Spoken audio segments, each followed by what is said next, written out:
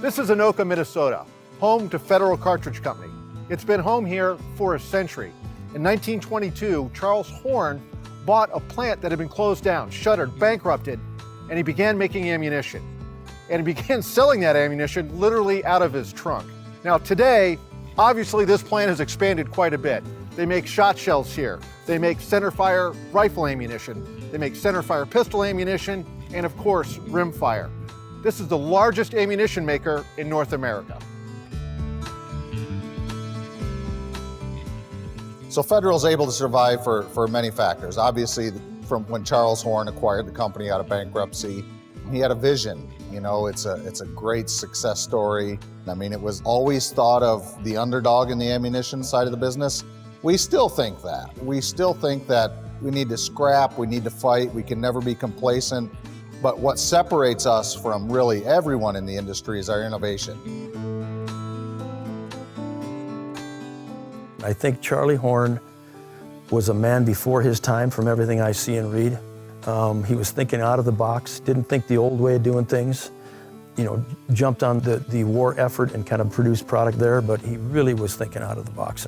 In 1922, it became Federal Cartridge Company, and really it was the idea that we were making these little paper, really packaging material that was going to take the steel shot where Charlie Horn was looking for, and it really started from that day, and they just learned how to take that convolute tube, and really the design of the paper is very, very specific.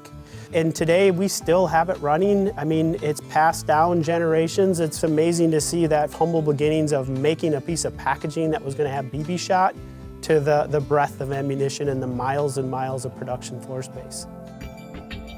When we first started in 1920, Charles Horn realized that he was not going to be able to get his ammunition into the normal distribution channels because they had been blocked by other manufacturers.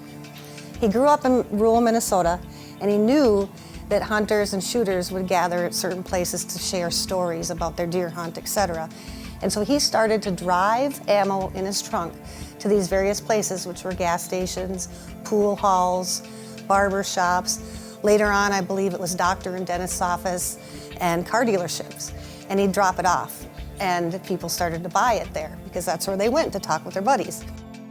But he realized also he couldn't do it all himself. He couldn't reach everything. So he had his secretaries type up letters with pricing and mail them off to all these different locations. And lo and behold, he received orders, and they were asking, please ship 7 cases ASAP. And that's how it all started. You know, I grew up probably a half an hour north of here. And a lot of the folks in those days, my dad worked here. So when I was a young kid, I went to school and came home, and my dad would be coming home from the ammo factory every day about 3:30. He worked the early shift. I think it was 7 to 3. And it was just amazing, like a bunch of relatives, neighbors. There was countless people that actually worked here in those days. It was a flag of honor to be a part-time farmer, because that's what they looked for. And they looked, when they're recruiting people, they love to recruit farmers because they're very good with equipment, tremendous work ethic, and it would get somebody off the farm so they could do a part-time farming operation, but now make some serious money here and have a full-time job. And it was just amazing. My uncle would pick my dad up. He had a station wagon, and there was 2 or 3 neighbors. They'd jump in the car every single day at, 6:30, and head off to Federal, and then every day I'd meet him out there at the mailbox coming home. It was kind of cool. So there's a real pride about Federal ammunition and products we make.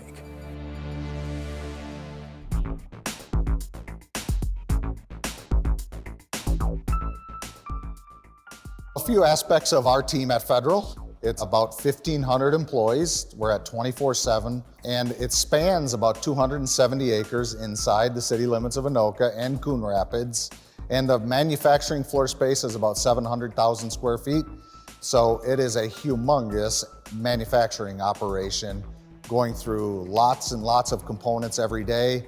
But I tell you what, we have the absolute best workforce in the United States, and I would put our workforce up against anyone in the world, and we strive for that, and we take a lot of pride that it's a sense of belonging when you work for Federal. We have a saying goes, when you work for Federal, it's not a job, it's a career. The fortunate part for my career, my previous supervisor was here for 45 years. the things that they learned, they passed down to us and did a tremendous job documenting that to understand some of the testing we're doing and why it's so important that we do it. And we're just trying to continue that legacy to make sure that, again, every day when someone pulls that trigger, the experience is what they expected. We say P&V, that's pressure and velocity testing. A lot of people go V&P, we go P&V. Anyway, so pressure and velocity testing. Years ago, it was all done with a copper crusher. You knew a copper crusher length, you would put that on the top of the barrel, tighten it down, fire the round, take that copper crusher out, remeasure it. That's gonna tell you that pressure that was in that cartridge case. My Uncle Bill worked here starting back in 1958, retired in 1986, and he was the director of quality when he retired. Back early 70s, late 60s, he was driving down to visit the Fauché Tower to have a meeting with Charlie Horn. It was the winter, up here in Minnesota, it's pretty cold. He saw some guys driving pylons into the frozen ground. He pulled off, stopped, called the guy down and asked him, how do you guys measure the pressure it takes to drive these pilings into the frozen ground? He goes, interesting you ask, we're trying a new thing. It's called a transducer from PCB. So my uncle got the information for the guy at the PCB, came back to the plant, called the guy up, and that started the journey of the testing that pressure is done now with the transducer and piezo testing. My Uncle Bill and then our engineer Gene Reichel at the time developed that system over many years with PCB, and now that is the standard for pressure testing in the industry.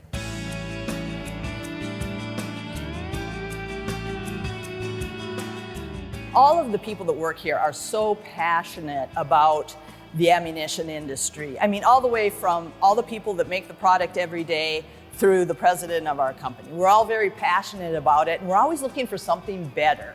You know, how can we do it just a little bit better tomorrow than we did it today? So I think that's really the foundation of what drives us going forward. I think about the process for innovation. It really starts with the consumer need and understanding that consumer need, and then taking that and turning that into product requirements, and then ultimately finding a solution that meets those requirements and ultimate consumer needs. That's really where innovation starts. And yes, we have a strong team of people and processes that allow us to really dive into what those needs are and come up with solutions that people are willing to buy. Our 100th anniversary is a very big deal, not only for our workforce, but also for our community, also for our industry. We want to celebrate it with just a showcase of who we are. Our workforce has a ton of pride. We love our workforce. We love the Minnesota communities. We all want the best thing for the customer, and through that, I would say the morale at Federal is as high as it's ever been because we're all on the same level and we're all on the same team.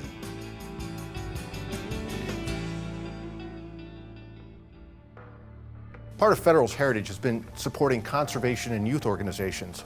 A personal story for me, one year the Boy Scouts of America didn't know the .22 shortage was going on.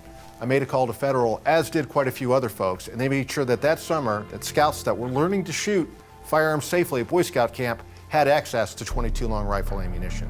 They were in on the ground floor for the 4-H shooting sports. They of course support the National Rifle Association, Pheasants Forever, the Scholastic Clay Target Shooting Program, and countless other conservation and youth organizations.